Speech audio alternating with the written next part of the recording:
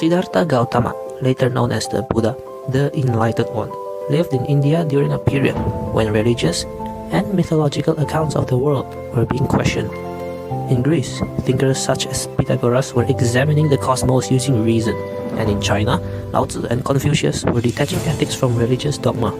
Brahmanism was the dominant faith in the Indian subcontinent in the 6th century BCE, and Siddhartha Gautama was the first to challenge its teachings with philosophical reasoning.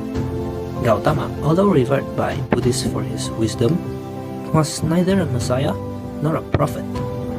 His ideas were arrived at through reasoning and not divine revelation, and it is this that marks Buddhism out as a philosophy as much as a religion.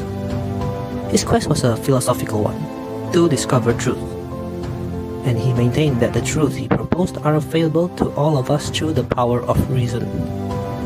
Siddhartha Gautama concerned himself with the questions of the goal of life, which in turn involved examining the concepts of happiness, virtue, and the good life.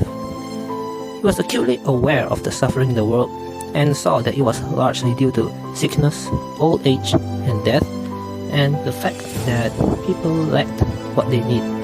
He also recognized that the sensual pleasure we indulge in to relieve suffering is rarely satisfying, and that when it is, the effects are transitory.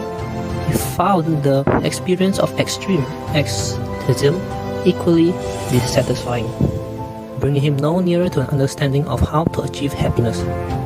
Gautama came to the conclusion that there must be a middle way between self-indulgence and self-mortification. This middle way, he believed, should lead to true happiness or enlightenment, and to find it, he applied reason to his own experiences. Suffering, he realized, is universal. It is an integral part of existence, and the root cause of our suffering is the frustration of our expectations and desires. These desires he calls attachments, and they include not only our sensual desires and worldly ambitions, but our most basic instincts for self-preservation. Satisfying these attachments, he argues, may bring short-term gratification, but not happiness in the sense of contentment and peace of mind. For Gautama, selfishness is self-centeredness and self-attachment, the domain of what today we would call the ego. So, to free ourselves from attachments that cause us pain, it is not enough merely to renounce the things we desire. We must overcome to our attachment to that which desires the self. But how can this be done? Desire, ambition, and expectation are part of our nature, and for most of us constitute our very reasons for living.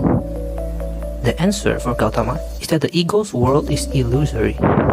He argues that nothing in the universe is self-caused, for everything is the result of some previous action, and each of us is only a transitory part of this eternal process, ultimately impermanent and without substance.